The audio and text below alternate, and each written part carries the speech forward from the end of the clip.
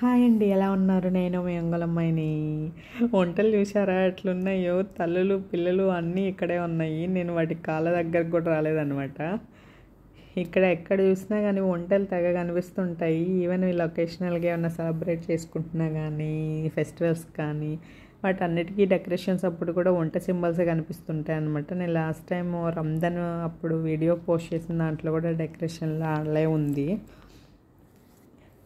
Only డెకరేషన్కే కాదు, వీళ్ళు even ఫుడ్లో కూడా ఎక్కువ ఈ వంట మాంసాన్ని తింటుంటారు అనమాట. ఇక్కడ రెస్టారెంట్లో ఎక్కువ వంట మాంసమే దొరుకుతుంటుంది. వంటతో పాటు ఆవు మాంసం కూడా ఎక్కువ తింటారు. మనకేంటంటే ఆవుని మనం దేవుళ్ళలాగా పూజిస్తాము మన ఇండియన్స్, కానీ ఇక్కడ వాళ్ళు ఎక్కువ ఆవు మాంసమే తింటుంటారు అనమాట. ఆ రెండే మనకు కనిపిస్తుంటాయి.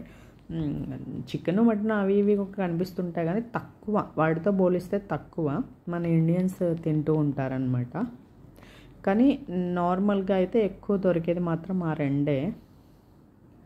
మీలో ఎంతమంది వంట మాంసం తింటారో ఆవు మాంసం తింటారో కామెంట్ చేయండి. నేనైతే తినను, నేనైతే ఓన్లీ ఆ మటను చికెన్ అవే ట్రై చేస్తుంటాను. ఓకేనా? మీ అందరికీ నచ్చిందా?